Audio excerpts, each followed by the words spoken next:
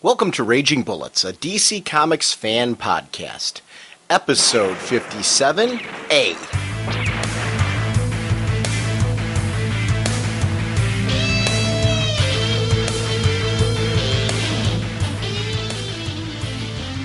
Welcome to Raging Bullets. I am Sean Whalen, Dr. Norge on the CGS forums, and I'm joined as always by my co-host Jim. Fuzzy pink bunny slippers. No, that's not it. What, Tish? No, close but not quite. You know? Nothing happened. Outstanding? Darn it, Norge, what's the secret word that turns me into the sensei of the whatnot segulin?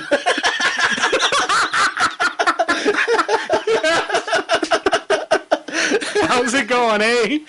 This episode, we are joined by fantastic writer Gail Simone in a pure geek-out segment.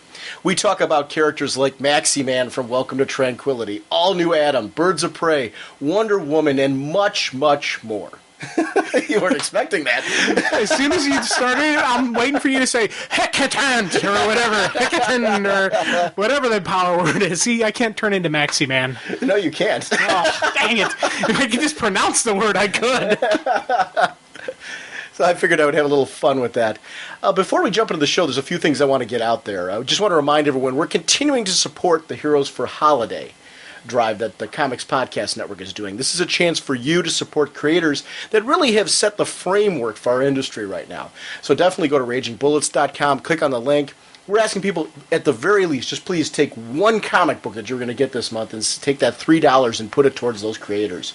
And I think this is a great program. I'm proud to support it. Jim, I know you are. Oh, yeah, big time. And this is, it's a little thing that you can do that can make a big difference in someone's life. So we're asking everyone to step up. Yeah.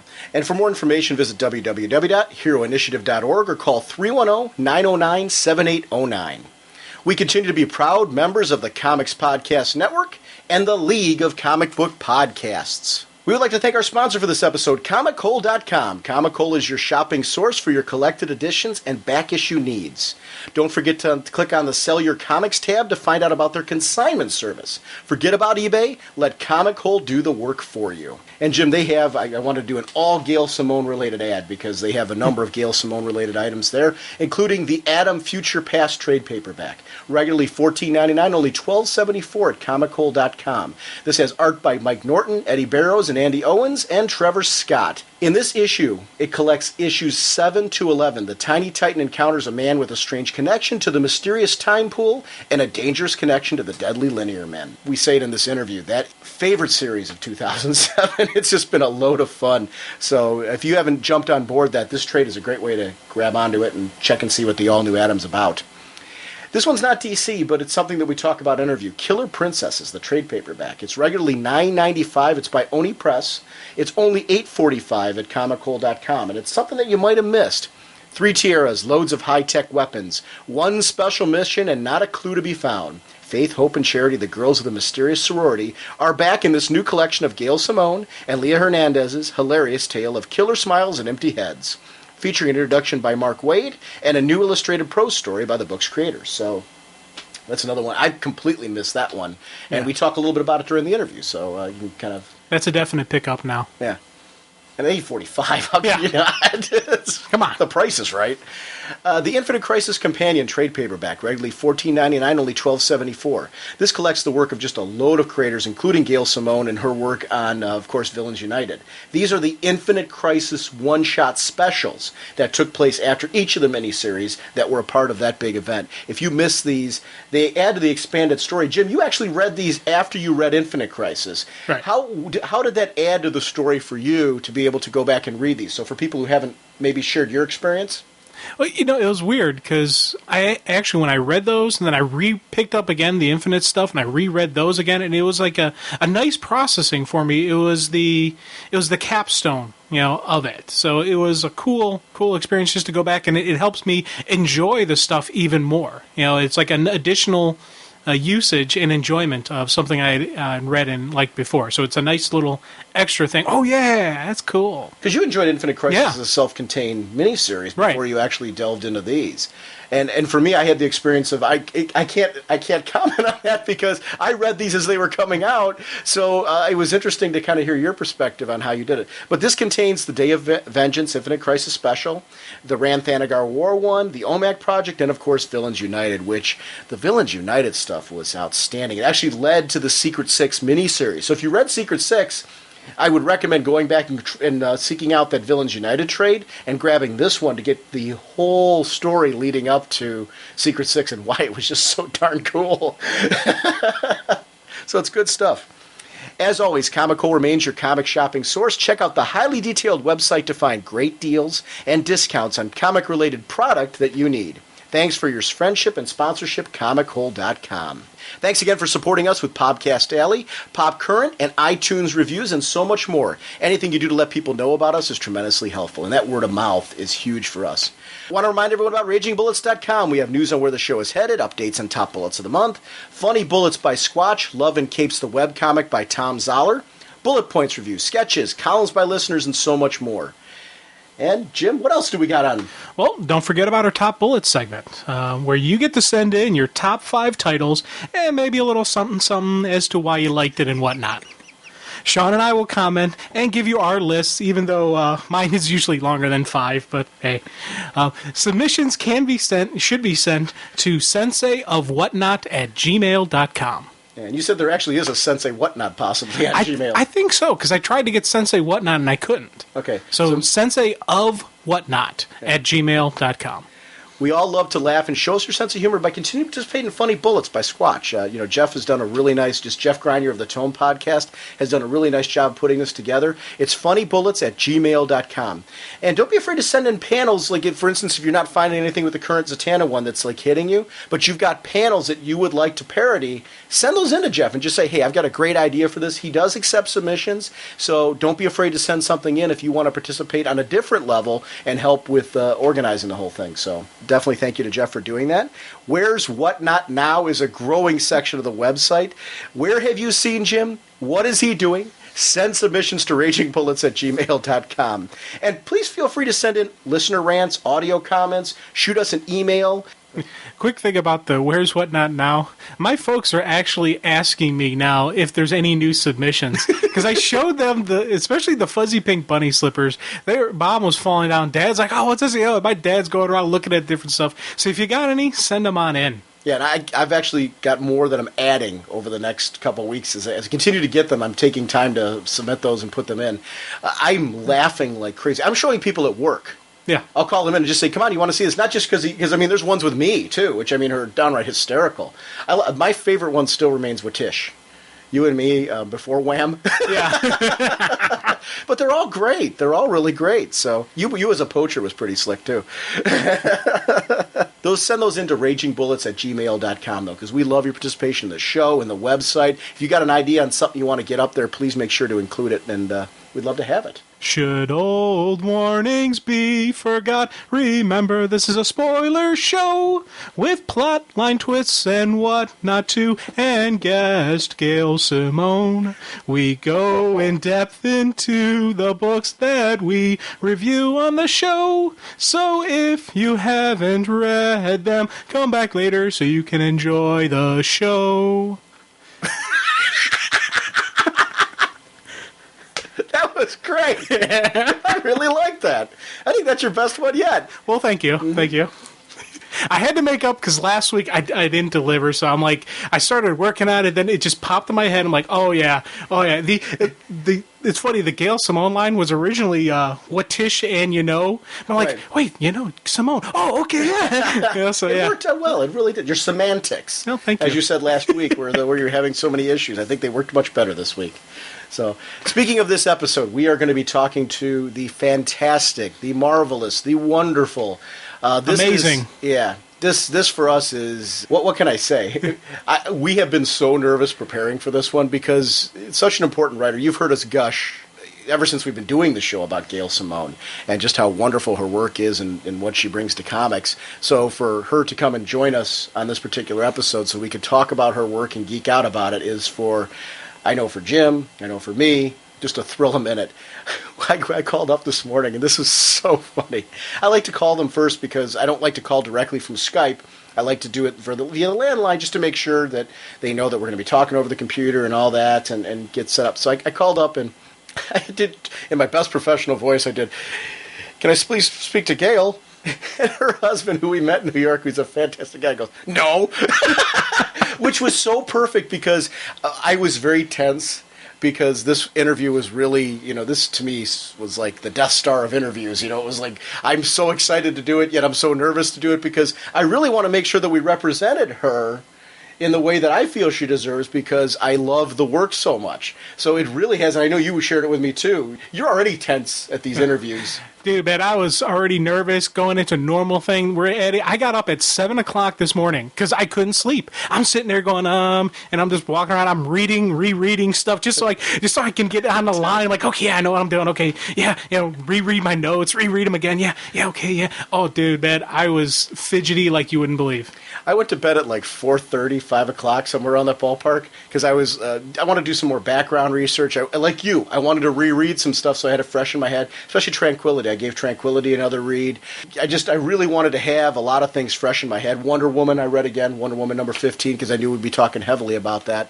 And I actually, last night, I went and ordered, which I talked about on this particular episode, some more work of Gail's. And wow, I mean, it was just kind of I woke up this morning, I had planned to get up at 7. I did, my alarm woke up, but after going to bed at like 5 o'clock, it was like 2 hours sleep, I needed more sleep.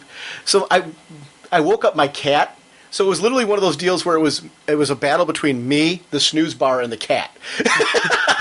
Because my kitten Snickers, my youngest one, loves to start nibbling and waking, and she only does it to me. My wife feeds her. In fairness on this, my wife's always the one that gets up in the morning and feeds the cat. But the cat tries to wake me up so she gets fed. Because usually with our schedules, I drive farther to work than my wife does. So my wife's nice enough to let me get in the shower first and get ready to go and all that stuff in the morning. So she feeds the cats. So you think the assault would be on my wife, but it's not. It's a targeted assault on me. Well, because they know you will wake up your wife, so feed. That way they're not upsetting the feed person. They're upsetting the thug that wakes her up. Yeah. See, the cats see your wife as the caregiver and the provider. You're just that lump that's next to her. So that's what the issue is. That actually adds a twisted logic to the whole thing that I kind of like. It is a targeted assault, though. Oh, yeah. Because she'll start on my fingers. Then she looks for a toe that's hanging out or something like that. She'll nibble on my nose. And it never breaks skin or anything like that. It's, she knows exactly what she's doing. She's being thoroughly annoying. Then when that doesn't work and I start pulling blankets over me so she can't get to me, she starts banging on the window. Nice. Yeah, it is. Well, not really, but... Well, I enjoy the story. Because I have a squirt gun by the bed. I think I need a super soaker. I'll put a stop to all of that. I love my cat too much to do that, though, so... It sounds funny, though. As I was saying with this interview, I got to give props and a shout-out to Gail Simone's husband. It was such a tiny little thing, and he was doing it as a joke, and he was laughing afterwards. We had a nice little conversation, because we got to meet him in New York, and he's a great guy. But it was one of those mood breakers that I needed, and he wouldn't have known that. But it was a funny little joke that I needed at a time just to kind of loosen up and get myself back into the zone. Because I really don't get super nervous at the interviews anymore. I get a little nervous and a little tense because I want it to go well. But this one, it was like a first-time interview for me. I'm like, how do I do this again? I really was in that place. And I didn't want to be in that place because I wanted this to go we've actually done this before. So he actually snapped me back into place. So I actually felt like it was Raging Bulls again. So it was great. So thank you very much to Gail and her family and all that, because she gave us a lot of time today. And this was Comic Geek Speak had Stan Lee on one of their episodes. And I remember it was for one of their birthdays or something like that. It was it was actually Stan Lee's birthday, at the time when they got him on, and it was that episode was the same one that they were currently working on. So it was a neat little segment, and you could tell that they were like in awe, and this was like a very special moment. I understand now what they felt, because that's what this was for me. This was our Stan Lee. Just because I've made it no secret on the show, this is my favorite writer, and I was glad to do this, and I'm glad we have an opportunity to present this now. So let's just jump right into this interview and have a good time with it. Holy caffeine! Joining us for this episode is somebody who Jim and I are very excited to have on this show. Of course, fan favorite writer from DC, Gail Simone. And Gail, welcome to Raging Bullets, and thank you for joining us. Thanks for having me. Raging Bullets is awesome, guys. Yeah, this is for us. This is a total geek out thing. You're actually kicking off 2008 for us. You're going to be our first show of 2008, so this is a big deal. We're kicking off the year with our favorite writer. So. Well, hopefully it will be a great year then. Yeah. And I don't say that lightly. You are truly my favorite writer right now, and it's. I'm blessing big time. You know, one of the things I want to get into, I was doing some research about you over the past couple of days, and I know most of your work from DC. So it's, I've been getting everything since you jumped on Birds of Prey. It's been like, anything you do, I follow through DC. And I'm like, you know what? I've never gone through and started looking at some of your work outside of DC. And most of your DC work is traded. Secret Six, Villains United, JLA Classified, The Hypothetical Woman with Jose Luis Garcia Lopez, which was gorgeous. Ooh, Jose, yeah. Yeah, I mean, that was very cool. And, if anybody missed that because they didn't read JLA Classified, that's definitely an arc you want to check. And I was glad to see that they could start starting to collect some of those arcs from JLA and JSA Classified. Yeah, I was too, because it was so beautiful, and I absolutely adore his version of Wonder Woman as well. So that was one of the times where I got to write her before I actually became the writer of the Wonder Woman book, that I just really enjoyed it. And then seeing his visual take on her is just so beautiful, and she looks like she could totally kick your ass at any moment. Which is what you want to see from Wonder Woman. Mm-hmm. You had this wonderful Action Comics run, which is being traded with John Byrne, which and his artwork on Superman is great as well. Wasn't it amazing? I absolutely adore what he did with all the African scenes, and I really loved it. There was a lot of energy in that run. It seemed like he was reinvigorated to do Superman, because I saw a very different take on Superman from him. Because I read his run when he relaunched with Man of Steel straight on through, and I really enjoyed that. But it was nice this time around because it felt like a very fresh take from him. Yeah, I think he did an amazing job. That was a lot of fun. It was kind of bizarre for me at first because, being a huge fan of John Byrne, and then all of a sudden I'm working with him. That was a crazy moment for me. Birds of Prey, you had that run. That entire run's been collected, and including Nicola Scott, which I thought when that run started kicking off, especially right up to Swan Song, and I got to thank you for Swan Song, because it felt like a love letter not only for yourself to like the characters and to the series, but to the fans, because at the end it was like every moment in there was something that was like a pure geek out moment for people who've been reading the series all along. It kind of touched on things straight on through the series, but it was nice to feel like a run with closure, if that makes sense. Yeah, I'm a big fan of things that have endings and things that people can get emotionally involved in, and that was my life for over 4 years, really. So it's very emotional for me as well. That scene where the plane is going over the water, that shot that Nicola did on there, I really want that as a poster because it so totally fit the tone of that issue. Like, she's amazing. I think her and I speak the same language somehow. Yeah, that definitely wasn't that whole run. By the way, if you two are ever interested in doing a Hawkgirl solo series, because you guys handled Hawkgirl really well. I mean, wasn't her Hawkgirl amazing? I was screaming when I saw that art. And just everything that was working with that character, I'm like, okay, why aren't they writing this? We're going to be talking during this segment about Welcome to Tranquility with Neil Googe, who, it was funny, when the first issue came out of Welcome to Tranquility, I was getting my head around Neil Googe's art. Now it's kind of like, there's nobody else that should really ever touch those characters because he so totally owns them, and it's such a fun series. Oh my gosh, you guys, he did the most amazing job ever, because if you can imagine creating a whole town, first of all, when I told him that I wanted this to be a little reminiscent of Mayberry, he, being from England, had no idea what Mayberry was. And he was able to create this town that still gives you that feeling with the whole, chicken and dumplings and fried chicken and the small town feel of it, plus all of these flashbacks with all these different art styles and then designing these characters. I'm telling you that he just did an absolutely amazing job on that book. I couldn't have asked for anything better. When you were talking about Mayberry, I couldn't help but think, in my notes, I'll skip this when we get to it, but I referred to Leave It to Beaver because it has that time frame from television, that whole feel to it, and that was great because it worked so well when we start talking about the Tranquilitines, because they really look like a fish out of water in that particular setting, which worked so well because they were supposed to be these oddball kids who basically everyone in the town are these icons, these superheroic icons, and they're left to live up to that. Right, yeah, can you imagine? Yep. All New Adam. And Ryan Choi totally ruled 2007 for me. That book was one. I've never much cared for the Atom concept.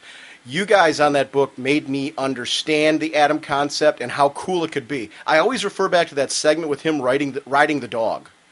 And I'm like, that just looked so fun. And that was really the tone of that whole book for me. It was just having fun with the superheroic universe. So that's been a book this year. That was my favorite book in 2007 that I out of the DC Universe books, and it came out of nowhere. I know. For me, I just think it was fun because in that book, you really see what can be done in comics that can't necessarily be done elsewhere. You know what I'm saying? With all the fantastic stuff in the town and him shrinking and having all these weird, bizarre adventures and stuff. It's just so comic book to me that I had a lot of fun doing that. Because a lot of that, if you try to do it on television or on film, they would shy away from because of how much special effects would be involved. Well, not only that, it might be more difficult to be convincing about it, I don't know. I just think that book for me shows what the format and the form of comic books are all about, what we can do that doesn't work as well elsewhere. Although I do think it'd be a fun video game. I want to play that. Yeah, that would be a fun time. It may be when the DC MMO comes out. One of the things I really digged about the Atom was just that blend you have of where you throw a bit of comedy, a bit of action, a bit of drama, and it's all just woven together and throughout everything. You got the one scene, you got Big Giant Head, then you got Atom fighting these bad guys, then you got and it was just like this flow that I was like, oh, this is just a fun, wonderful read. Wait, I'm a teacher. I want to be that guy. I do. I was like, he's like so totally resonating with what I want to do. I'm like, yeah, if I could do this, I could be a teacher and I could ride around, on dogs and shrink and have a boomstick or bang stick and do all that. I'm like, this is great. I'm like, life's pretty good. And a disembodied head that shouts out Happy Days references. That's my world. Wait, would that make me Panda then? Sure. Oh. Well, I would come to your school, definitely. Have you come and speak? I might need you to explain to the parents why it's okay for me to be their kid's teacher. I'm sure I left something out for your DC work, but because the Rose and Thorn mini I know hasn't been traded yet, but that's something that I'd love to see traded because I really enjoyed that miniseries. I would too. I think that it would work really well being sat down and read all at once like that. It's pretty dark, and there's a lot going on inside the character's head that I think was really special. And then the art, of course, is beautiful. Dan Green and Adriana Melo, just beautiful. Yeah, that was one of those series. It's definitely one that I think people might have missed, and I would love to see collected. Yeah, those Adam Hughes covers. Oh, my God. Those are the best. I'm buying my birthday present for myself. Woohoo! Yeah. Happy birthday. Yeah. Well, my wife is so patient with me. It's kind of like, but I was looking for some of your work outside of DC. So I got the Gus Beezer. You got 4 one-shots. And right. Is that what it was? There was 4 of them? Right. What is Gus Beezer? What is Gus Beezer? Well, honestly, I'm being totally honest with you. I got it specifically because I saw your name on it. I'm like, I have not read this, and I'm at the point right now where if I see your name on something, I'm just going to grab it because I know I'm going to have fun with it anyway. Well, did you read it? I haven't gotten them yet. The Marvelous Adventures of Gus Beezer is basically about this kid who lives in a town. He's got a family, has an older sister and a younger sister. And he kind of talks like Stan Lee. He's absolutely obsessed with comics to the point where he talks like Stan Lee. It's all he thinks about. And he keeps seeing Marvel superheroes come to the town, and nobody else sees them when they come. So they don't believe him. And it's for all ages, but it was written for kids, basically. And it's hilarious, I think, still, even if I don't say so. That character is just so dynamic and funny. Gail, did they trade that? No. Well, they had a magazine that they sold for a while with all of them in it at Target, and then I was told they had some library editions that were hardback that went to libraries, but that's all that I know about what's happened with that. I'll have to check on my librarian and see if that's still available, the hardback in any capacity, if she can get it from somewhere. Because that's where, like, books like that, when you talk about something that's all ages but it's accessible to everybody, that stuff in my classroom, I wish all of that was bound. Well, yeah, and that I had so much great mail on those books when it came out about people being able to sit down with their kids and read a comic and have a good time, and that just was really made me feel good about that. Anytime you can sit down with kids and get them reading and laughing and interested. The comics, for me, when I put comics in my classroom, if they're bound, they last a long time because the kids pass them around and they open them up, and you want them to do that. Have them get enthusiastic and delve into them. But the stuff that's bound really holds up real well for me, which is great. I'll like reinforce the bindings so that way the kids can pass them around. And I love seeing. I mean, for me, to be able to pass on to my students comics is like so awesome. Well, and in that book, at the bottom of each page, because each page is basically 4 panels, because it was originally designed to be an 8x8 kids book, and then at the bottom is Gus Beezer's own drawings and him creating his own characters and writing his own comics. So it's kind of fun to see where he's like, okay, how to create your own superhero. First you draw the man, and then you add cool stuff. And then he proceeds to add all the superpowers and stuff. And he writes little stories about being exposed to radiation, getting powers, and he has his dog. And it's just really fun. I hope you get a chance to read them. Yeah, well, they're coming this week. So I got that, and then I ordered Killer Princesses. Okay, that's a little less appropriate for children. Well, yeah. Well, I'm trying to go the whole spectrum. You will see the complete spectrum between Gus Beezer and Killer Princesses. So in other words, I made like a pretty crazy, because I got some Simpsons comics in there as well. I really want to, I'm starting to delve into your stuff outside of DC because I want to start completing my Gail Simone library. So I saw this one and I'm like, Leah Hernandez. I'm like, all right, this is going to be pretty cool. It was by Oni Press, and this one's very easy to find still. And so anybody out there who hasn't had an opportunity to pick this one up should definitely seek it out as well. But as long as you're not offended by creative use of the F word. I'm definitely not. So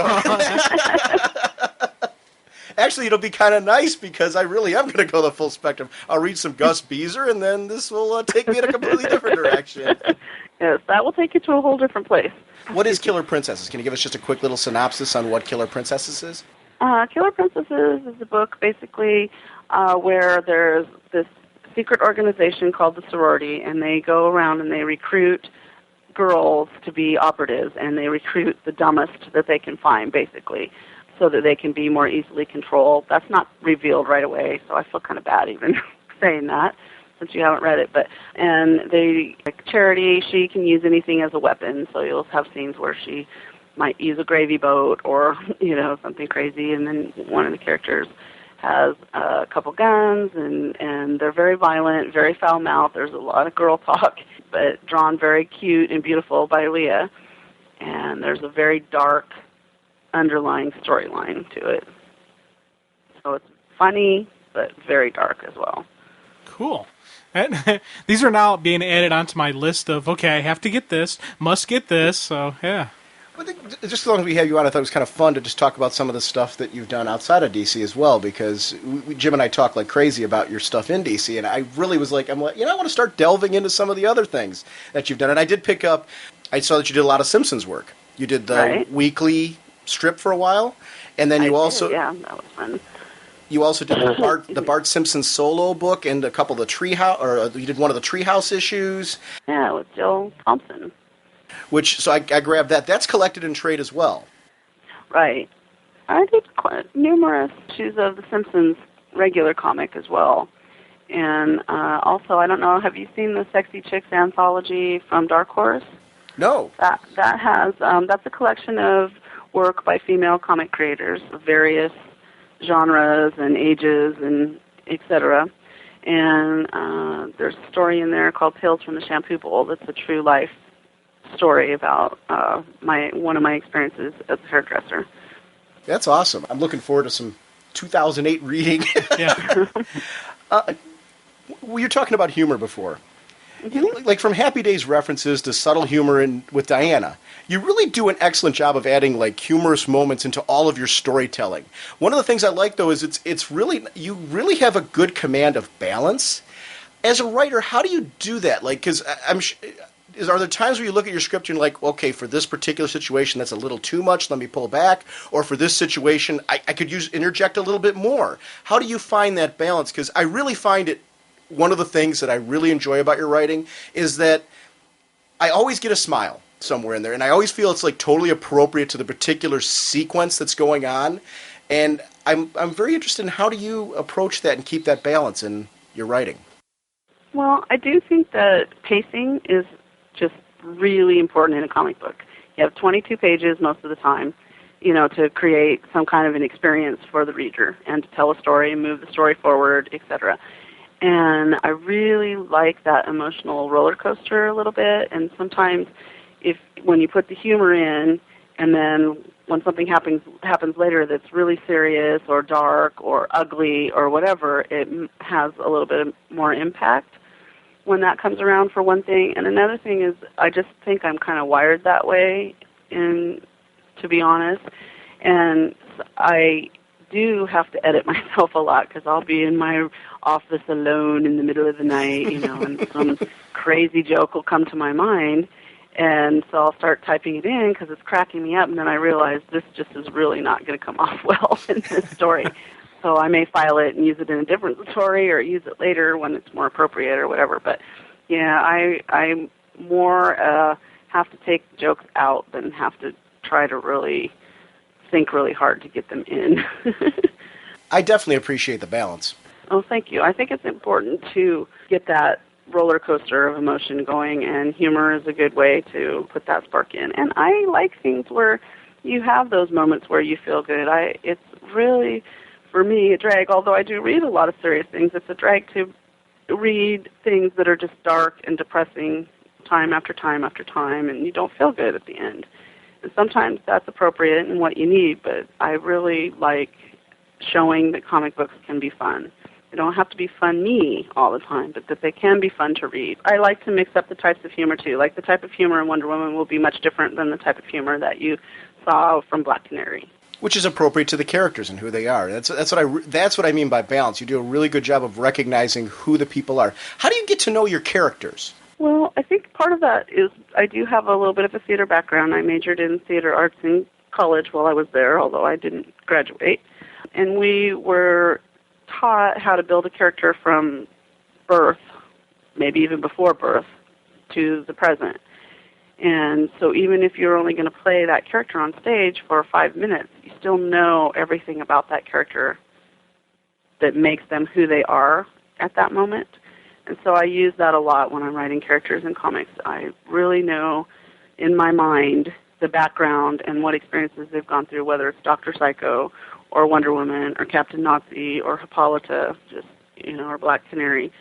I really think that it's important to show that these characters are different from each other. They come from different backgrounds. They have had different experiences. They've taken those experiences and interpreted them a certain way compared to how another character might interpret them, so that we have a good variety of characters. We don't have all the characters the same, basically. Now, when you think about these different characters, like their different path they've done on life, do you write it down? Do you just keep it stored in your head? How do you like keep track of all that stuff? Because I tell you, I would get confused as to what I was writing just if I had all these different things going through my head and thinking this and this and that, and I'd be bouncing all over the place. I wouldn't actually get anything done. Unfortunately, it's mostly all in my head. I'm not really great about having huge, long Bibles of characters. And when other writers that may be writing that character ask for them, I'm like, And so I just try to boil it down to, I also think of a character as, once you know what breaks that character's heart, you pretty much know what the core of the character is all about. So if you know that with Oracle, the loss of control would break her heart, then you pretty much know how she's going to think of things. Right. If you know with Misfit that not living up to Oracle's expectations or doing something that Oracle would look down upon, and being worried about that constantly, if you know that that's what would break her heart, then you know how to write that character. So that's kind of also a more simplified way that I use to kind of figure out what's the most important to the inner core of that particular character. So it's really an issue of just putting yourself in their shoes. Yeah, it is, although no matter what, it's still going to be my interpretation because of the life I've led or whatever, but I try not to let that enter into it as much as possible. I do have years of experience of working very closely with all different kinds of people, because as a hairdresser, you really get to know your clients. You go through illnesses with them, you go through funerals, you go through weddings, you go through births and divorces, and, they're not necessarily superhero type of experiences, but they are very human experiences, and different people coming from different religious backgrounds and different, ethnicities or different income levels and that kind of thing. And I think that really has played into the way I think about character, too. Do you find yourself plugging them into certain character roles? Like people that I've known? Yes. Not so much. There might be like one essence of something that happened at one point that I plug in, or like I'll see someone walking down the street, and when we were reimagining Spice Masher, for instance, I saw a lady walking down the street who was very tall and thin and blonde and had her hair pulled back in that ponytail that was so tight that it looked like she was so tightly wound that I started thinking, well, what would it take to just completely unravel someone like that? And then that gets you thinking, and then you build on that. So it just depends on the situation, and different characters different people that I've known that have responded in different ways to a major death in their life or whatever. I take that experience, but not that person so much. That poor Spy Smasher lady, too. There's a whole legion of comic fans that want to find her now. Who is she? Where's she at? What she did to Barbara? Well, I don't know anything about the woman. It was just the appearance that she had walking down the street is what kind of inspired the spark of, ooh, that would be interesting. Well, we could say it's circumstantial. You mentioned on, I believe it was either Word Balloon or the DC Spotlight podcast that you were on, about fight choreography and how important that is to you in your particular writing, that you want to make sure that the fight sequences go down a certain way. Control freak! Well, it works, though, because the Wonder Woman run, Birds of Prey, All New Adam, they have dynamic fight sequences with this great dialogue to it. Does the way you script a fight scene change from character to character, or maybe book to book, as far as how you approach it? Yeah, totally. That's why I'm such a control freak about it, because I think that when characters are in these super stressful situations, it reveals a lot about their character, how they react to it, what they say. Do they crack a joke, or do they just get so furious they lose complete control of what they're doing? Or, there's just so many different ways that people respond in that kind of situation, and I think it's really important as far as character development to show that. And it doesn't always have to be with dialogue. It can be through the visual depiction of it also, but I just think it's really important to not have every fight be exactly the same also. Someone's a martial artist, and they are a martial artist of several different disciplines, then their fighting should look different than someone who has a hammer and beats you over the head. Yeah, that makes perfect sense, and it does play out very well. Now, when you're actually like planning and plotting out these fight scenes, is it something where you're writing it down? Are you, I don't know, what's the flow there? Because there's just some really cool action sequences that just flow, and like it's a natural combat maneuver. These are, it's like, I'm like, are you asking if we should be afraid for her husband? I was just thinking, are you guys imagining me in my office doing martial art moves all over the place? Because we like him. I like him too. I promise I won't go in with martial arts. Seriously, it has a really cool, just like flow through that's going on. I'm like, I don't know, it's just awesome. Just I don't know, I just like trying to get my hands on. How are you? Are you just sitting down, just writing this, or do you go, oh yeah, then this and this, and then write? And it's like it boggles my mind thinking that you can create this just type of visual flow through that just impresses me. Basically, where does she get her inspiration for the fight scenes? Well, you do have to keep, when you're writing a comic book, well, anything really, but you have to keep a lot of stuff in your head and make it work all out and puzzle it. But the truth is my son is a black belt in Okinawa Shirite, and he studies that, and I have him as a reference. I know other people that do different forms of martial arts. I love watching Human Weapon on the History Channel.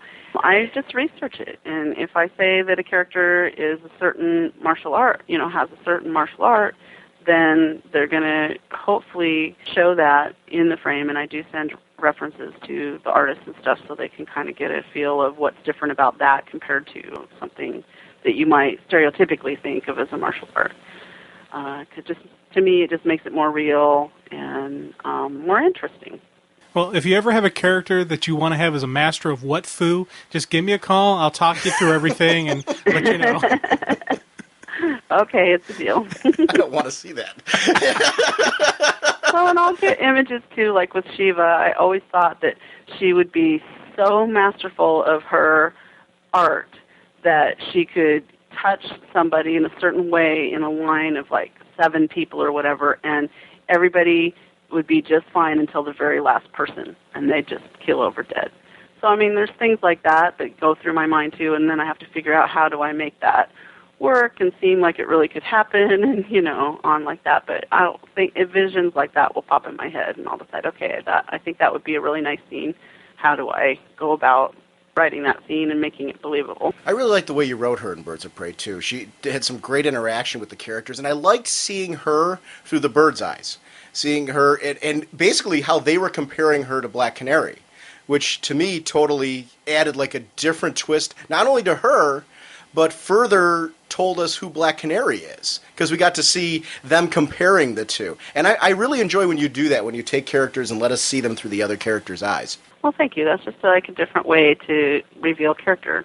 Like, as you see in Welcome to Tranquility, when we do recipes and flashbacks and different things that happen, it's a way to show a lot about that town without having pages of exposition and things like that. It's just another way to show you more about the character without having to go through pages of thought captions and things like that. Yeah, and just how you mentioned using the different references with Tranquility and showing the past, I really got to say how much I love the fact that the past stories of these current heroes, we're seeing their past through the present story arc, but it's showing it the old style comic book, the Silver Age comic book, and just the flow through it. It wasn't a lecture style, it wasn't a little back issue story, it was intermixed right in with the story arc, and it fit right in there that, yeah, this is where you'd need to see this info, okay, yeah, here's the flow through, here's why this is. Well, Welcome to Tranquility is pretty experimental in that way, I think, but I just wanted to have some more interesting ways to get these things across without having to, like I said, go through pages of exposition and,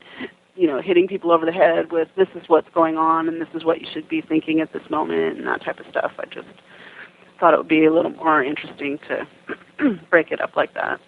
And it was really necessary because these were new heroes. So you want to add in the element that there's longevity for these characters, that they've been around forever, and that they really are these characters that people would look up to. So you needed to show them at their prime, which I really enjoyed about those flashbacks, because it was really kind of a neat way to get to actually see them in their prime and see that happening. And also a way to hopefully make the reader realize that even though they're not in their prime anymore, they still can take care of business. And they certainly did that. They still have their powers to some degree. They still have the heart of a superhero. Welcome to Tranquility is being collected into 2 trades. 1 to 6 of this initial volume was released on December 15th. And the second volume is going to be solicited really soon in 2008, because I just saw DC ran through a list of trades that are going to be coming out in 2008, and the second trade of Welcome to Tranquility is going to be, which will then take 7 to 12. So the whole series is going to be collected in 2 nice trades. So anybody who missed it, you want to get that. Neil Googe is on the art, Carrie Strachan is on the colors, Travis Lanham on letters.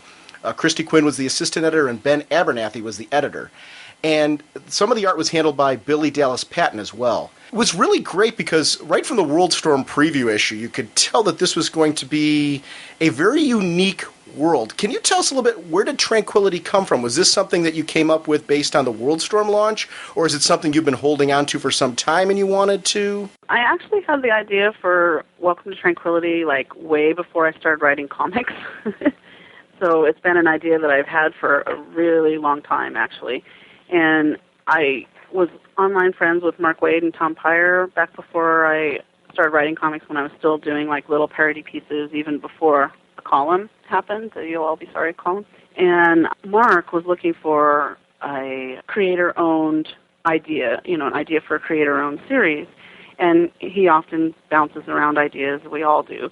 Bounce around ideas of what we think would be cool and stuff, and I had the Welcome to Tranquility idea at that time, but I believe, if I remember correctly, I called it Liberty, and that's when he came up with the idea for Empire.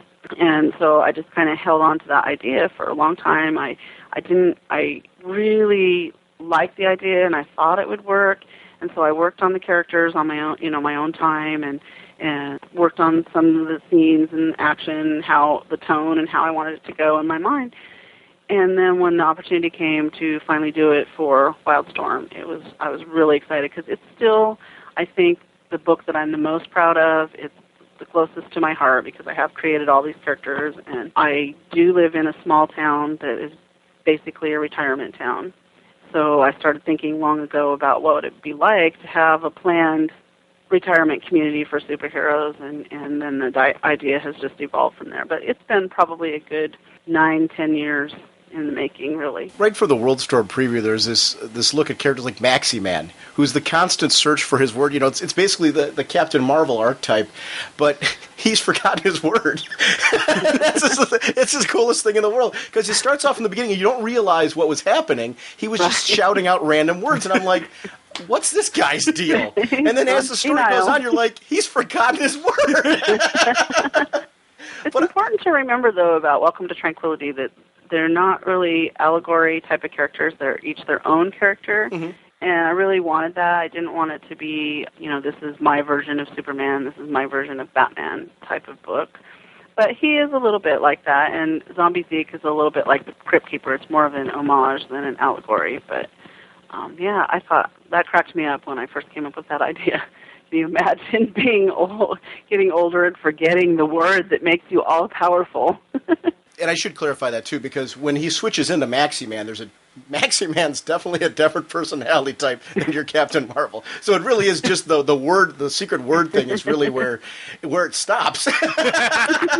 Because when he switches in there, one of the great things about Maxi Man's quite the ladies' man.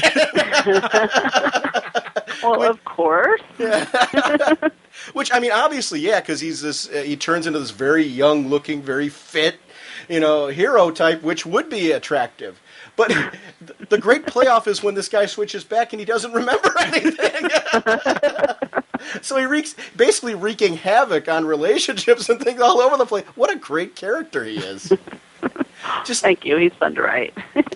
His relationship with Henry Haight, the criminal, and the mystery, basically the whole opening arc of Welcome to Tranquility is this murder mystery of Mr. Articulate, and even that's kind of oversimplifying, because that's like the big bang that happens. Mr. Articulate is murdered, and that's like right in the beginning.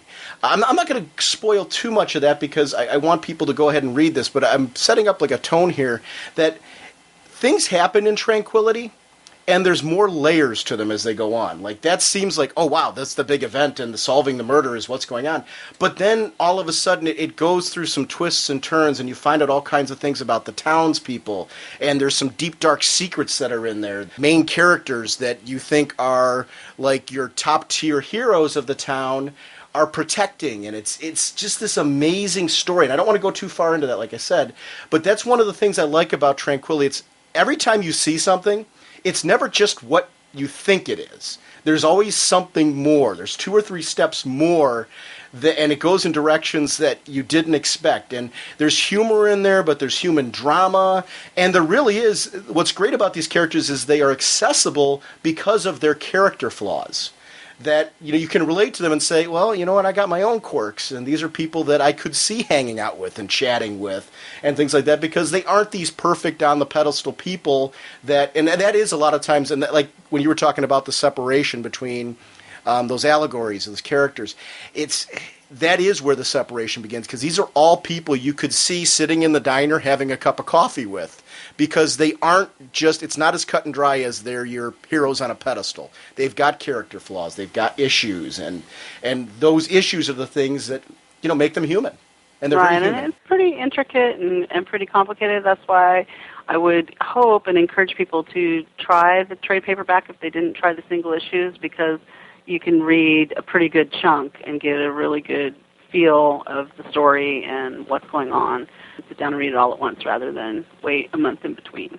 I got a lot out of reading it twice and going back through and then reading it again in the trade and having it all there in front of me, because I liked it so much I went and bought the trade. And I really wanted to kind of go through and read everything together. And I noticed a lot of... So I encourage people, if you read Tranquility through once and you haven't had a chance to go back through and reread it, go ahead back through and reread it, because there's a lot of things going on with a lot of the characters. And I'll just shoot out names of characters versus telling what happened, because I think... I don't want to spoil anything. But like Cosmos was a character I got so much more out of in the second read-through, knowing some details about this guy, and Judge Fury and the Colonel and Bad Dog, knowing what happens with these characters throughout the story. Pink Bunny was just a great character, because it's such a satire on the way that women have been drawn in comics throughout the years. And that was, comics that men love, that whole bit with her was absolutely outstanding. Yeah. I started rolling on the floor, and it totally fit this character. I love the way Neil did all that. That was so beautiful. And I think if you go back and reread it the second time, you'll see there's a lot of clues and foreshadowing that you wouldn't pick up the first time through, and even like the borders, the blue roses, the ants, all of it that, the first time through you wouldn't necessarily think meant anything, and when you go back and read it the second time, I think you'd kind of see what was going on, or why those things are the way they are in the story. And as murder mysteries go, this was a great, fun just read of, like, as you mentioned, how there's the little clues and the little subtle things. Oh, why didn't I catch that before? So not only just a good overall story talking about these characters that are real people, but just as a murder mystery itself, it's a fun read. The graveyard sequence for me had a complete different meaning the second time through than it did the first time through.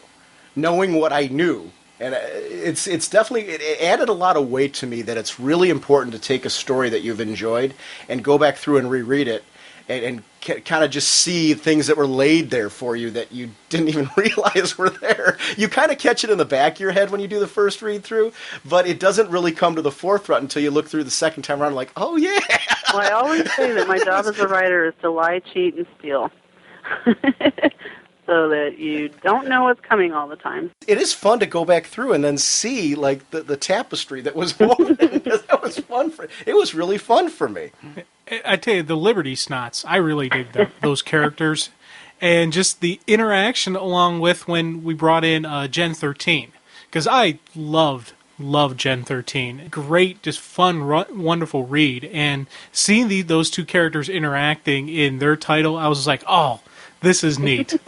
The sheriff for me was an important character because she was like the everyman, like the person that I would want to be in the town.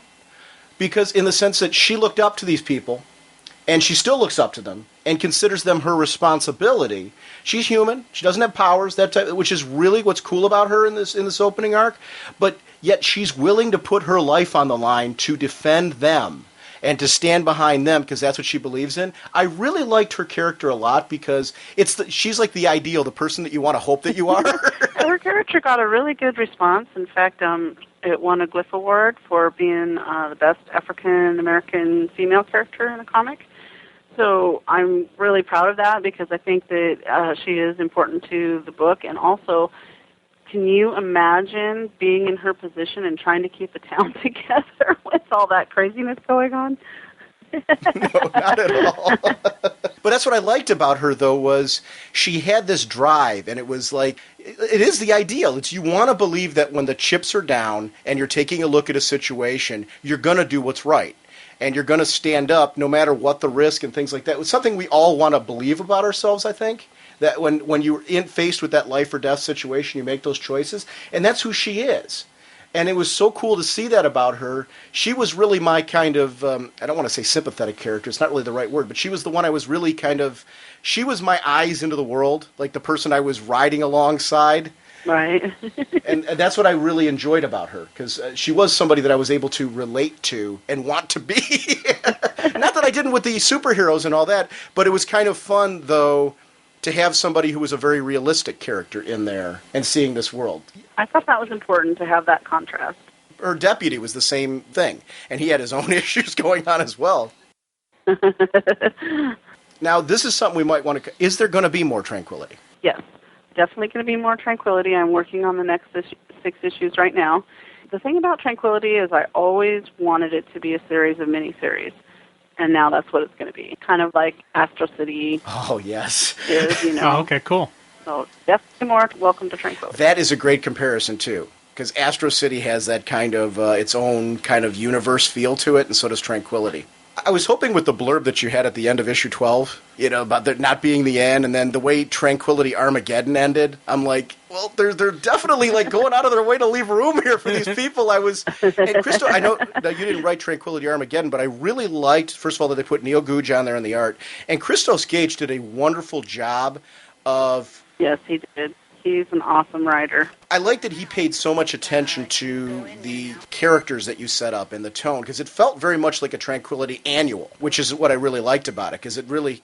Yeah, it totally did. He did an awesome job. Yeah, so it was nice. That's another one I recommend for people. If you pick up the 2 trades, definitely pick up the Tranquility Armageddon, because those are one-shot. Even though they have a connecting thread, those can easily be read as one-shots, and that was one that it really kind of ties in, and it's more Maxi Man, which is always a good thing. Let's talk a little bit about Wonder Woman, if that's okay. Oh, yeah. My girl. Because this is... When I heard you were going to be on Wonder Woman, my heels were like clicking together. Just because it's a character who I've always enjoyed various runs of Wonder Woman.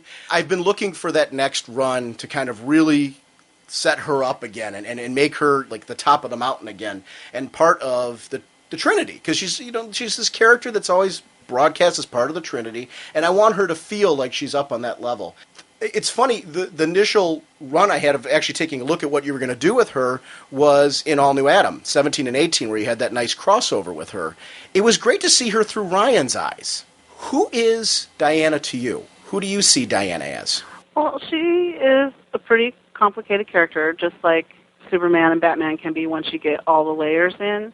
But I see her as she's the best warrior the DCU has ever produced, period. She also embodies some of the best parts of being female, by being compassionate, understanding, forgiving, nurturing, all those types of things. Well, and I think that it's really important with the Wonder Woman character. For instance, I feel that Superman and Batman have their roles clearly defined, particularly in the DCU. You know who Superman and Batman are. There's no question. And I feel that Wonder Woman hasn't had her role in the DCU as cemented as theirs.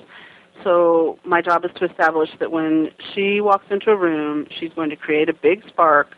Things are going to happen. She knows who she is. The reader will know who she is. The reader will know what her place is in the DCU and why she's part of the Trinity and all those things. And Diana, to me, is the ultimate outsider.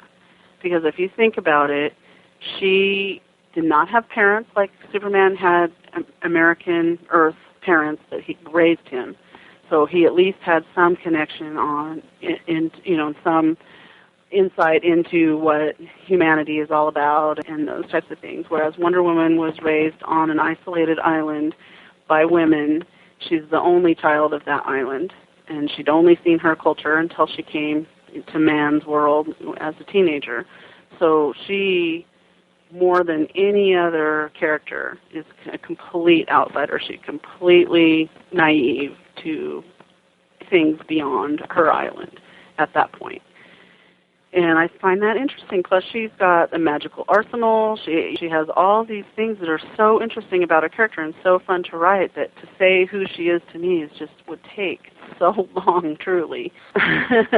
You actually gave a nice kind of overview on what you're trying to do with her, though. Because I noticed that even in the most recent issue, the segment with the magic lasso, for example, you really kind of expanded on what we've already known about the magic lasso and gave us an opportunity to see what it was like to be in the lasso. I liked that aspect of what you did with Captain Nazi, where we got to actually kind of delve into, and we got a spoiler warning at the beginning of this, so we can delve into this. I'm going to let listeners know that we're going to be, talking heavily about this issue, because I don't know how we can't talk about what Captain Nazi. That was so cool to get kind of that the truth that the character sees is you cut through Captain Nazi's outward facade. We all have that outward person. And she really was inside his mind and seeing his issues. The mother was a prostitute. Dad was a pimp. And, I mean, these were things that obviously... And at no point in time, like after she was done with that whole segment, I was completely convinced that she would never reveal that to anybody. Right. Well... Because there's no reason. This is why it's such a dangerous weapon. Can you imagine? This is more than somebody just having a lasso around them and saying, yes, I did commit the crime. This is absolutely bearing your whole entire soul to her. And there's no one on this earth that's ever done that to another human being, really, in all honesty. So this is something that is very deep and very dark, and it's a big responsibility that she carries. Because she, once she sees it, how would that affect her also? And luckily, she has that deep compassion so that she knows she doesn't make excuses for him. What he does is wrong. He's trying to destroy her homeland and her people and all of those things, but she has enough compassion that she's not going to just completely dismember him and put him in a garbage can somewhere. This is a character that has that, and she says it right out in the scene where you punish the adult and empathize with the child. What I got from that lasso scene was not only is he telling everything, but we each have our own little barriers and walls that we put up to justify what we did in our mind, and it looked like it stripped down those justifications from him as well, so he actually saw just the evil and the darkness that he was doing. Right, exactly. And you'll see, the readers will see as we go along how what the lasso actually does. And I just find it really interesting because I don't find it as interesting if we see Wolverine do the same fight over and over with every bad guy he comes up against. And I just find it more interesting to take a weapon like the lasso, I'm calling it a weapon, and do some interesting different things with it. And you don't know what's going to happen as a reader, beforehand as we go along the story. I like that it's expanding upon the mythos, though. Adding some more things that we've never had an insight into. We've always just kind of assumed, okay, well, they tell the truth. Well, why? Well, I am personally not a fan of writers coming on to a new book saying that a previous story never happened, that it happened in a different reality and we're in another reality now. I really think that it's important, especially with characters like Superman, Batman, Wonder Woman, that we build upon what's come before. And yes, we need to update. We need to, we don't want her character to be so clearly about bondage, for instance, any longer, and things like that. But it's important to keep those elements because those core elements of these characters were genius.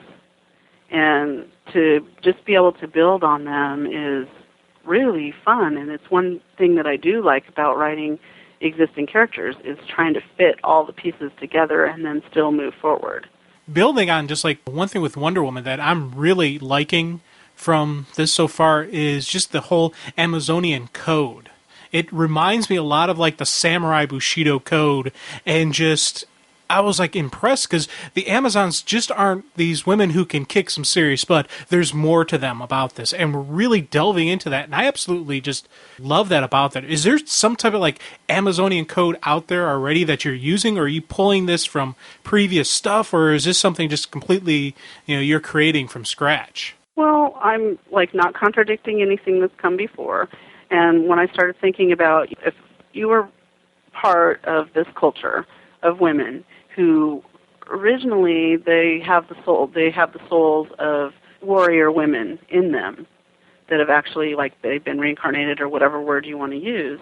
So this is a warrior culture. And yes, they have poetry and they believe in peace as well and all that, but when you get right down to it, this is a warrior culture. And I really wanted to show that, and I feel that it is my job to rebuild Paradise Island and Hippolyta and show that it's a dangerous place to be, especially if they don't want you there, for one thing, because they're a very tight society. And also that it can be fun and interesting and as well. And I think that no other character has this kind of backstory or this kind of place that they came from. And I think that it's important to show, too, that once Wonder Woman gets off of Paradise Island, that she kind of becomes a lover of world culture and finding out about other cultures and things because she was so sheltered growing up. Now, do you have like just a strong knowledge of the whole Greek mythos, or is this something you've been researching through for Wonder Woman? Because I'm noticing some of the names you're throwing out, they're not your traditional Greek names, but they have these strong ties to that whole culture there. They do, and I cheated a little bit because I do have a reader who is Greek, named Manilus, and I asked him if he could get me a list of classic Greek names and their meanings, and names that have been around for thousands of years. And he did that, and then I chose from that. And I kind of enjoy the idea of the reader trying to figure out what those names are and what their meanings are and things like that. So I don't want to necessarily give my interpretation of that, but they are definitely from, classic Greek names. That's added to our discussion when Jim and I talk about the series, because Jim has pretty rich history in mythology. Yeah, that's awesome. And history and all that. And he throws that stuff out there. I'm just kind of like, okay, you're adding a whole new layer to my reading. So I go back through it, I'll reread the issue again with all that in my head now. And I'm like, this is awesome. Well, it's all very thought out in my research as I go and stuff. And I have somewhat of a background because I've just read voraciously my entire life, but I'm no expert by any means.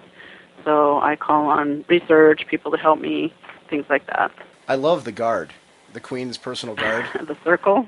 Yeah, I mean, that whole arc with them and everything that's going on, especially when, this issue 15 kicks right off with them, with the whole baby thing. And it really kind of brought home for me, what would a child do? One child, all it takes is one child. And it really made me say, well, there's a society right now that has been primarily a sisterhood. Mm-hmm. And not primarily, they've been a sisterhood, and that's been who they are, and that is their whole basis. On their, Jim, when you were talking about the code, the whole basis for their code has been this sisterhood. Now all of a sudden you're starting to throw things in. What happened with that doll? It was only a doll, but it wasn't the doll. It was the concept of wanting it, and that spreads like a virus in their eyes. Which was great. I was totally, I was there with them, and I like sequences like that where there was brutality there, but you could understand why they were doing it. I'm not saying condone it, but you could sit there and understand, okay, I understand why they're terrified,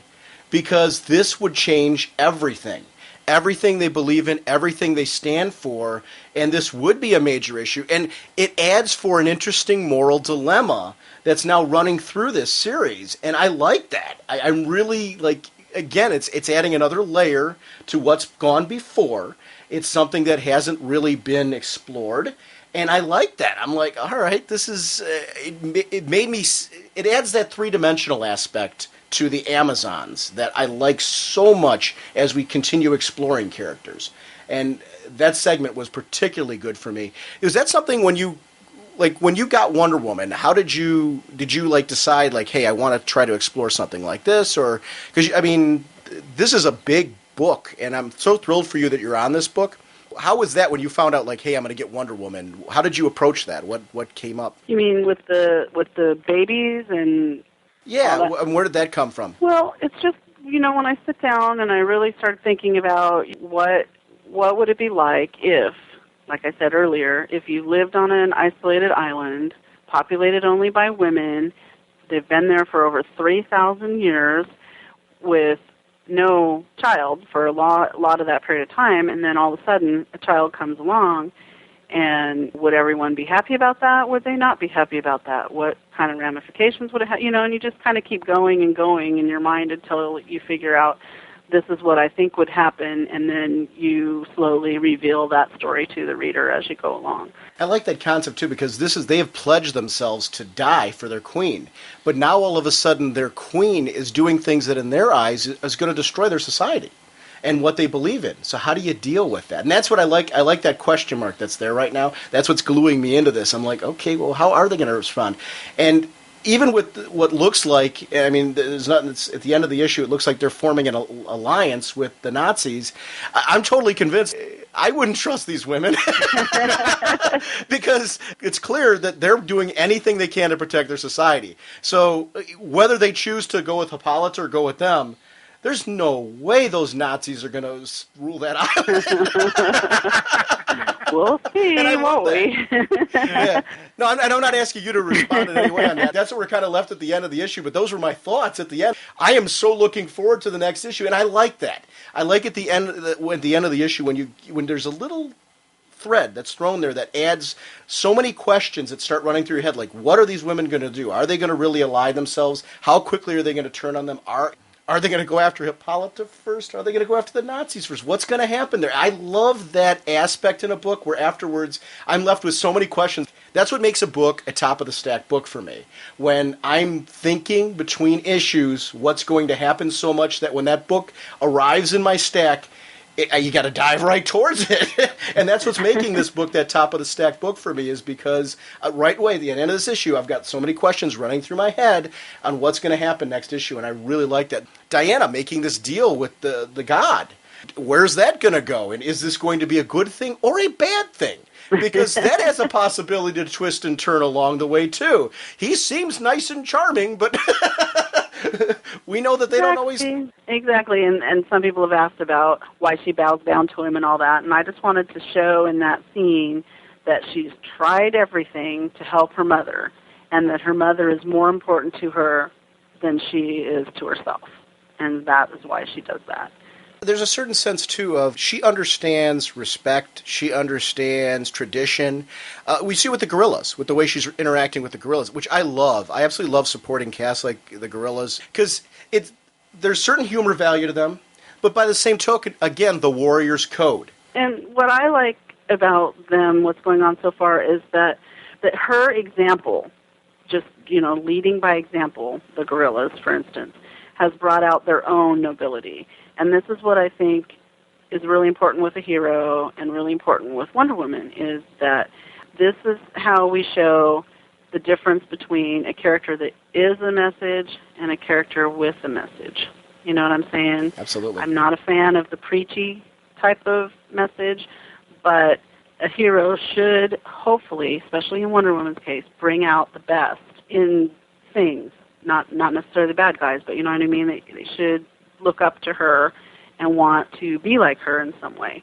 And so with the Gorillas, her example brings out their nobility because they see the nobility in her, and they already have that, but it hasn't really come to full fruition. There is that respect level, though, when you're talking about villains, too. There is that respect level when she showed the sympathy to Captain Nazi, and then the respect that she shows to the Gorillas. It's a two-way street with their relationship, because she was, using the gorilla for counsel in that particular issue. And I really liked that, how she respects this warrior enough to be having that kind of relationship with this warrior, this fellow warrior. Well, and she understands it thoroughly because she's a warrior. And I think leaders who lead by example command respect. And that's one of the great things about her is that girl is clearly there. That girl is clearly standing by her because of her actions and the way she's carrying herself and the way she reacts to him. She's treating him with respect, not making him feel like a lesser being. And creating loyalty along the way, right? Mm-hmm. I'm eating it up. It's great. I just got to go back one quick second again, just when we're talking about the four winds, and just that scene where they pledged their undying loyalty to Hippolyta. That had to be probably the coolest, that blood oath type scene, because not only do they have some really cool hoorah, just dialogue, because that wasn't just we pledge our life for our queen. They went just above and beyond. 4 points of the compass are we at all times surrounding her. Be we blind, lame, injured, dying, in the darkest of nights we shall find our place in the circle. I was just reading this going, man, and that's awesome. Then they all grabbed the blade of the sword and I was just like eating that up. That was just an outstanding scene, and that does definitely warrant a. Yeah, he did it. Didn't the Dotsons do an amazing job with that scene? Oh, they did an amazing job on the entire book, obviously, but I just love that. And then the scene with the lasso, too. Yes. It's really powerful. You know what else was really cool? That moment when she changed into Wonder Woman, and you saw just like the bracelets and her tiara. And she's just kind of coming in slowly. Oh, it was just such a cool moment because there was a couple panels like that. And I'm like, what a neat way to handle that, because in the darkness, those would be the things that would be standing out. It was... Sure, and also as well, which the Dotsons totally got, is if you are Captain Nazi and you see Wonder Woman coming at you, you are going to be afraid. This is going to be scary to you. And I even put in my notes, I was going to say to you, okay, admit it, you put something in the Dotsons' water. Because I've really enjoyed their art, because I'm a fan of theirs from back with Malibu and when they did Mantra. So, I mean, they've got a rich history with me as far as I'm enjoying the art. But there was an energy that kicked up with 14 and 15, just the whole creative team. Because you got Terry and Rachel Dotson on the art, Alex Sinclair on colors, John J. Hill's the letterer. Is it Nachi Castro? Nachi. Okay, I've been saying it right. There we go. And Matt Idelson is the editor. I'm always conscientious of the fact that I butcher names like crazy on the show. So it's great when I have an opportunity to say, am I doing this right? This whole creative team, I really felt with issue 14 that this book just kicked up in energy, and everyone just seemed to really be very into it. It's always looked great, but there's just something that's going on right now that I'm really enjoying. One thing I wanted to ask you as a writer, I noticed this one, there's the editor's note that it takes place before Countdown 30. How is it as a writer with, you've got clearly big events going on Themyscira. So you're using Themyscira as a base for this, which is perfect. It was one of those things, like, for me, it was nice to have the editor's note there, but for storytelling purposes, I just, if it's a good story, I'm going to enjoy it. But I liked the editor's note as far as letting me know. How hard is it for you as a writer, though, when you got Wonder Woman, you start doing this story, then they're doing all kinds of things on Themyscira. Is that a hard thing for you to deal with, or is it just something like you just kind of make work? It can be difficult to deal with, but it's part of the deal. In reality, it's going to happen. This is comic books with a 60-year plus history with this character. They appear in more than one book, and these things are going to happen, and I just have learned over time that it's part of the puzzle that I need to try to figure out how the pieces are going to work. It's much better and easier, of course, if you know these things ahead of time, but sometimes that just doesn't happen, so it's all just part of it. And it fits neatly into what's going on anyway. It really does fit nice and neatly in. Yeah, it does. I mean, I thought of that, and we knew when I got ready to start taking on the writing duties of Wonder Woman, we knew where, by the time the first issue came out, where the whole Amazon's attack would be and that kind of thing. So we knew going in those types of things. And actually it fits into the story with where Hippolyta was at the end of Amazon's attack. To have her where she's at right now it's so perfect for this story to have her isolated. Right, and we knew that was going to be the case from the beginning. So I just had that scene where she was coming up out of the sand in mind for quite a while, because I really, like I said earlier, I felt like we need to rebuild her character a bit. Yeah, and I tell you, she does some great scenes throughout this issue. The Nazis are landing, she sees them coming, and she starts, taking the knife and cutting her hair, getting ready for battle. Just the individual tactics she's using where she's not doing like a direct frontal assault on them. She's taking smaller groups out here, boom, boom, boom, there and there. I was just like, man, this is some cool fighting, just some cool action with who Hippolyta is, and I'm really digging just who she is, and I'm looking forward to even more stuff with her, especially down the pipeline. I appreciate the tiny details. Like when you're talking about the cutting of the hair and that type of thing, that's something you could have easily left out. You could have just jumped her right into battle, got her, get into armor and go out there. But there's those tiny details like that kind of rile you up for a battle, that kind of get you excited for what's going on. I love those details. It looks really good visually. It reads real well. And there are moments that, like, when Hippolyta was going out there, I was so, forget anything that went on in Amazon's attack with her. At this point in time, I'm like, she's my sympathetic character. I'm totally with her. I want to see her kick some butt.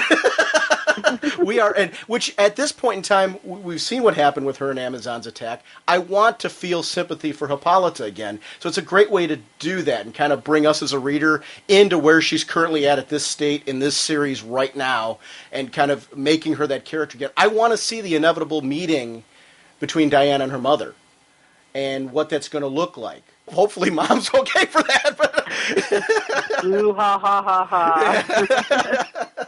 Because she's doing pretty good right now, but that always worries me. I like it. I got a question, and I don't expect you to be able to answer this question, but I'm just I have to ask it. With the Amazons out in the free world and they don't know they're Amazons, is there like a possibility that one of them could get pregnant while they're out there? So when it's time to come back to Themyscira, which I'm assuming is going to happen, they could come back and we'll have this whole kid problem all over again? I don't want to say anything about that because we don't want to reveal anything that may or may not happen down the road. Yeah, Sorry.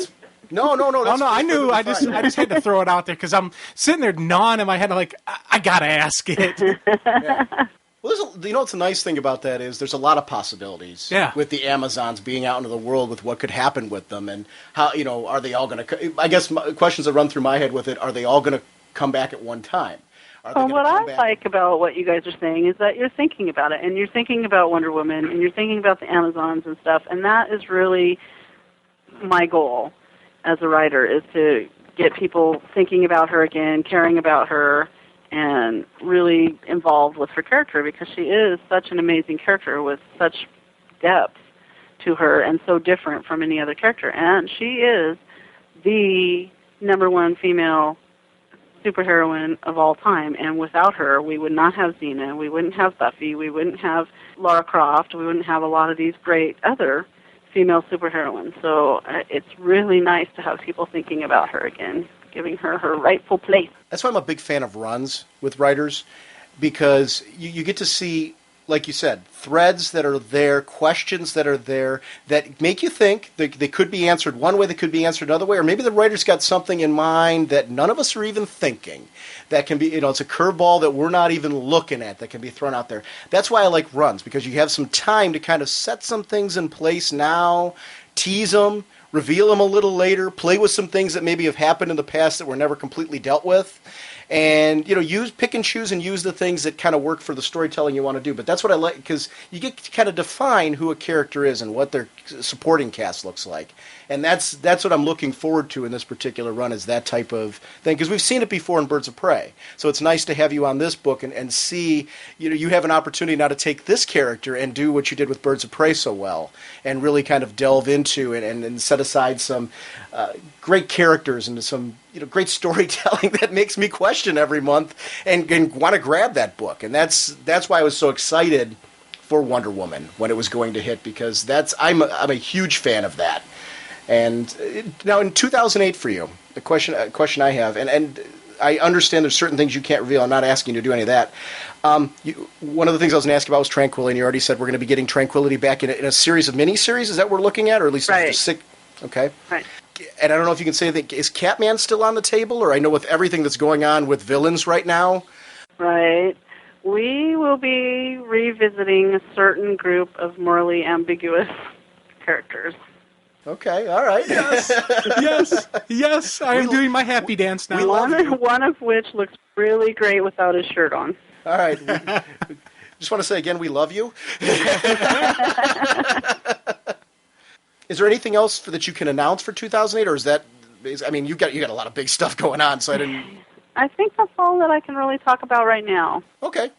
Is there anything that you want to promote or get out there, websites or anything? I know you've got a wonderful forum that's over on Comic Book Resources.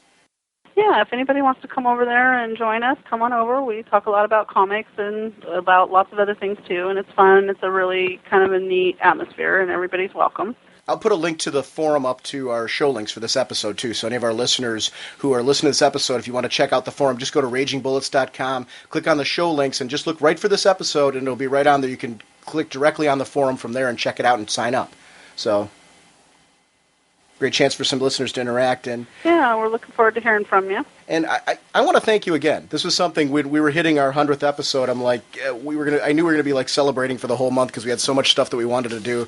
And you were really somebody who I was like thinking of something like, this is somebody who basically since we've done Raging Bullets, whose work has been so important into, you talked at the start of this about how we are enthusiastic about comics and all that, but it really is work like yours that keeps that going and makes it fun to talk every week about comics. And I just want to thank you for coming on and for giving us the opportunity, first of all, to thank you, because we wouldn't have had 100 episodes of this if it wasn't for work like that was making this so fun to do. So you've been such a special part of our show. It was great to meet you and your husband in New York, and it's great to have you on the show to be able to thank you for just Birds of Prey, All New Adam, Secret Six. Yeah, I mean, I could go on and on. The Wild Story, Gen 13, we can't go on enough about the work you did on Gen 13 because that became our second Titans book. And those characters were characters that before you took over Gen 13, I didn't really care about them. After I was reading your run on Gen 13, I went back and got the old stuff and started reading that. And I'm invested in these characters now. And I think that's when a writer takes over a series and really gets you so invested. I did the same thing with the Atom. I'm picking up showcase books. I picked up Sword of the Atom. Oh, good. That's a great one. So thank you so much for really, just as a writer, keeping us excited and month after month doing this for us, because it's really the time that you put in, the effort, the care on the small details that keeps us going. So thank you. Well, and thank you guys so much for all your support. I really appreciate it, and I really appreciate the quality of the podcast and how podcasts really are becoming more and more the voice of comic commentary. They're really fun to listen to, and a really good podcast can do more for comics, I think, than some of the printed material out there. So I really appreciate what you guys do, too. And thank you very much for the support and the enthusiasm in particular, because it's really nice to see people having fun with reading comics, because that's really what it's about. Even if it's a dark subject matter or whatever, it's really about getting involved in the story and enjoying it and spreading the word. It's just an amazing time for comics. We have so much variety, so it should give you guys lots to talk about. Which is, that's the variety part's great, because it's really I would love to see comics branch out more and get a larger audience base, because I don't think people realize how much they can get from comics now. Every genre is covered in some capacity. Oh, it is, and I'm reading the graphic novel right now. Am I going to say it right? Persepolis, which is written by a woman who grew up in Iran and was there when the Cultural Revolution started and the whole fight and everything, and the very beginning of the graphic novel starts with when they were told they had to wear veils in school and when they separated the boys from the girls, and it just goes from there, and it's absolutely brilliant and fascinating, and I think everyone should read it, no matter if they're a comic book reader or not, because you can't get that story like this any other way, and it's just so beautifully done. Gail, who publishes that? Pantheon. And the author is Marjane, Marjane Satrapi. I don't know if I'm saying that properly, so I apologize, but it's Satrapi. And it's the complete Persepolis, Persepolis. I'll put that in the show notes as a link so that way our listeners can kind of latch onto it. And I mean, I could go on and on probably for hours about things like that are of quality that are outside what we normally think of comics, so that people who don't normally read a superhero comic can still read something in that format and get a lot out of it, and then maybe come to other types of comics from that. But like I said, I think everyone should experience that book. I got to ask you this, and I'll cut this out if I'm wrong on it because I'll feel really silly. Are you the one that got me hooked on Gone? Yes, probably, because I preach it to everybody. I try to get everybody to read that like it's crack. When they were re-releasing it at DC, I saw the CMX thing for it. I'm like, I want to try some CMX and do that. And I saw Gone was solicited.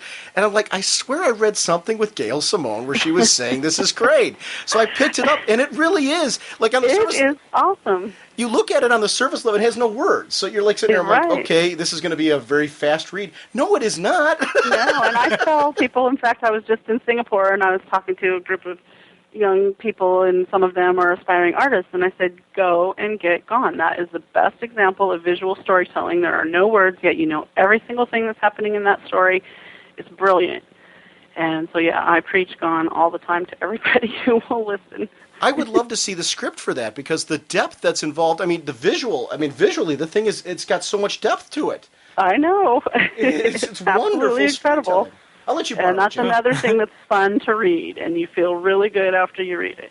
Yeah, it's a great example of that. But it's one of those that I think if you were to page through it in the store real quickly, you would dismiss it as something that, well, there's no words, it's just like child stuff.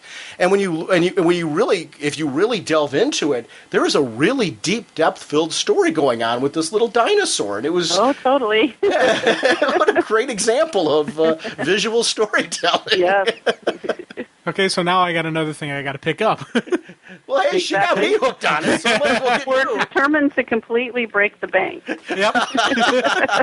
But thank you for that, because I shot you an email when I was talking to you about this, and I'm like, I'm hoping I'm not making a fool out of myself thanking her for this Gone book, because I'm like, I thought I read an interview with her where she said that, and it was one of the reasons, it really was the reason why I picked it up, because, well, if she says it's good, I like her writing, so she's tuning into something that I'm enjoying. Let me give it a shot, and it's great. Yeah, it is. I recommend it to everybody, no matter how old, young, twisted, not twisted, whatever you are. It's really fun. Your husband was abusing us this morning. I don't know if you knew that. Oh, yeah.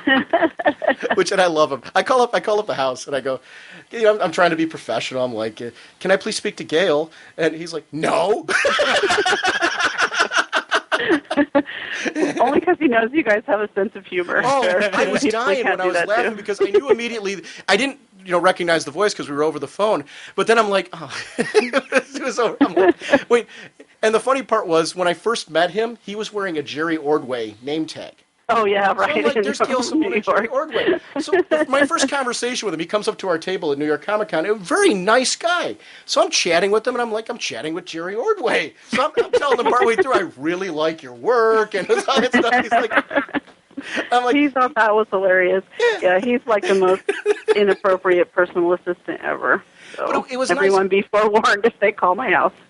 You know what? What a really nice guy, though, because we had an opportunity, because he came through the podcast arena a couple of times. So he'd stop by the table and would chat with us, and after we knew who he was, it was just so much. It was so much fun because he was just he seemed to be having a ton of fun at the con, and that was such a fun convention. Yes, it was. It really was. That was my first time to New York. That's been my only time to New York City, actually, so far. That was my first time as well. And it was great because we got to meet you, and I've got a signed book from you from Australia, believe it or not.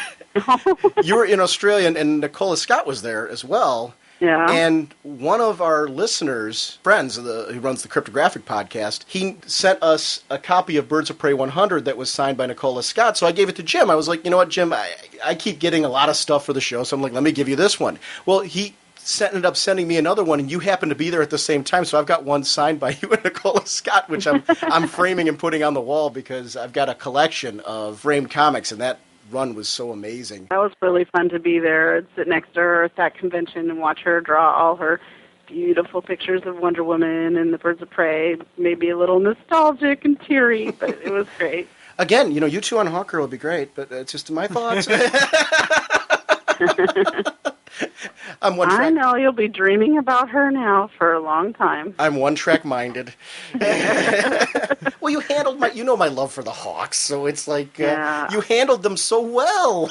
Well, and Nicola totally got that. That was just the best scene. It was awesome. One more time, I just want to thank you very much for the time you've given us today and for joining us for this. And this has been a lot of fun. Pass on a thank you to your husband for abusing us today. And Certainly. And you guys have a happy 2008. I'm sure I'll be crossing lines with you again at some point, whether it's at a convention or wherever, but doing the great work. I can't wait. So thank you very much, and we'll keep reading Wonder Woman. It's our top of the stack read. And Yay! more Tranquility. Yes, I know. I am so... You have no idea how just happy dance I am doing. We were worried. We were very worried. Well, good. I'm glad you're happy. All right. Well, you have a good day. Okay, thank you. All right. Have a happy new year. You too. Bye-bye. Bye. Bye-bye.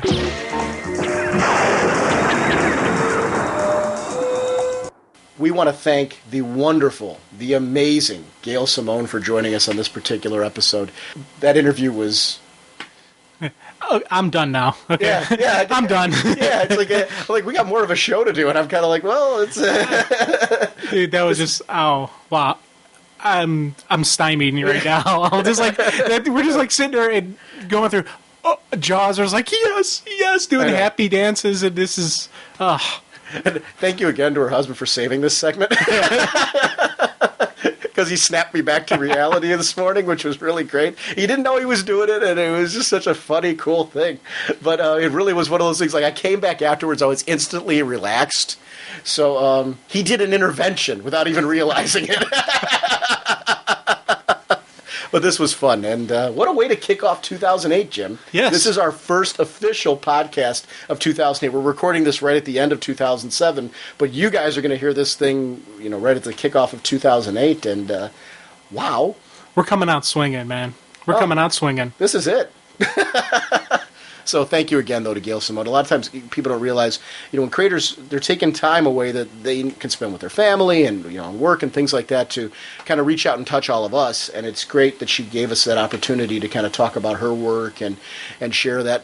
If you haven't picked up Welcome to Tranquility, I cannot recommend this title enough. I can't recommend this title enough as in the trade format.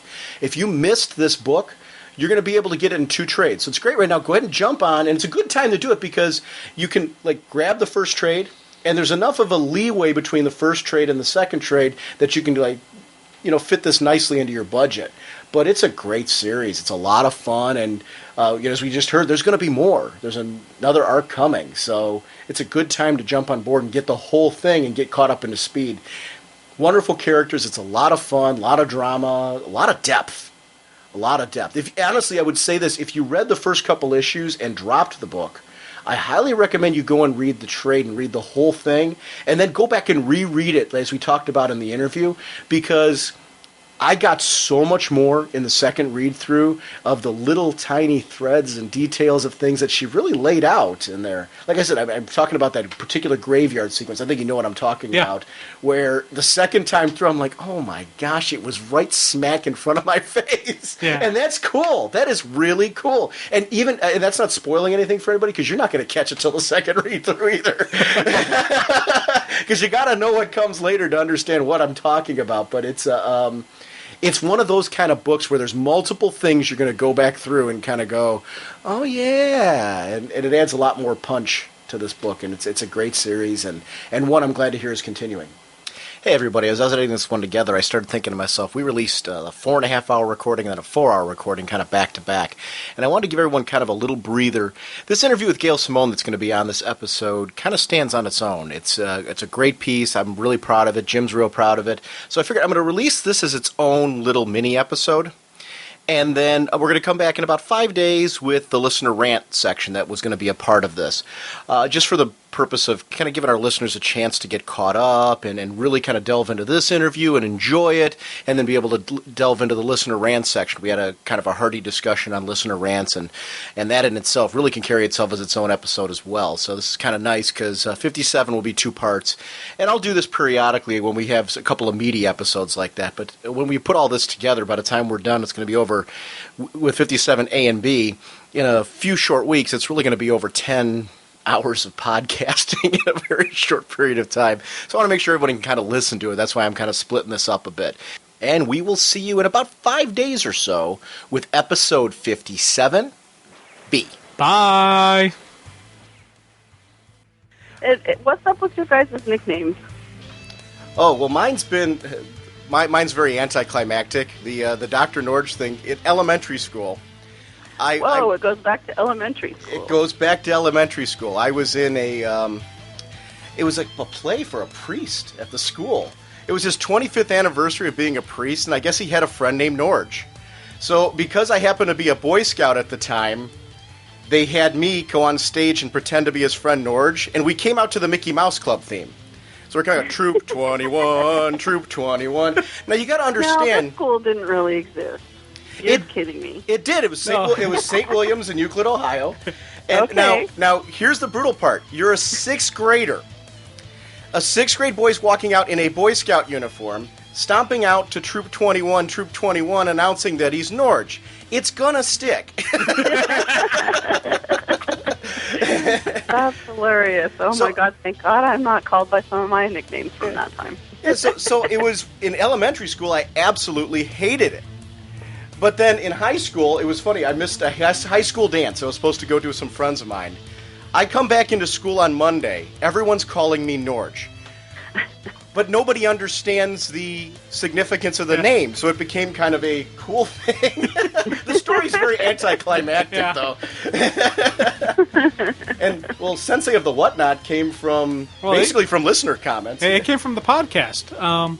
Like the first couple of our episodes, I was so completely nervous that I kept going on and whatnot, and whatnot. And I'm the queen of Yeah. And Oh God, yeah. And it was funny because I don't remember even, someone wrote in, to us, and it was like one of our first emails we got said, if I hear Jim say whatnot one more time, I'm going to reach through the phone line and smack him. Oh. And then next thing we know, Sean's introducing me as the sensei of the whatnot. And you said you wanted a nickname. Yeah. Well, that's a way to own it. That's what I say. But it's become a very endearing name with you. Because people have avatars of you now. Yeah, and it's developed a life of its own now. Hilarious. I'll have to keep that bit on. I'll have to put that in. I'll edit that back into it. That's kind of funny. Yeah. Because nobody's ever actually asked us that. Right? Well, inquiring minds have to know these things. Why don't we go ahead and just jump right into the interview? We could just kind of casually chat along the way. I was doing some research on you, actually, over the past couple of days, because I wanted to... Oh, no. Well... Only good stuff. Good stuff. Being totally honest, I mean, obviously you've heard from the show. We're huge fans of yours. But, and actually, let's introduce her. We're going to be like, who are they talking to? Yeah, who is that chick was asking the weird question? I was shooting for some of your stuff. Excuse my dog. Don't worry about it. In a second, we'll put him out. He thinks if there's one bird in the yard, it's his sworn duty to make sure he chases it out. My cats are that way with, there's two cats from the neighborhood that I am convinced are deliberately coming over to antagonize my cats. Because the two of them will run from room to room, and my older cat, which is the quietest cat in the world, all of a sudden starts hissing and screaming, and it's almost, I was like, the one day I thought like somebody was beating her or something downstairs, and it wasn't. She was angry that this cat was anywhere near our house. and you see the cat does this little strut. It'll actually strut up to our front doorstep and look in, wait for my cat to come to the door, pound on the door and run.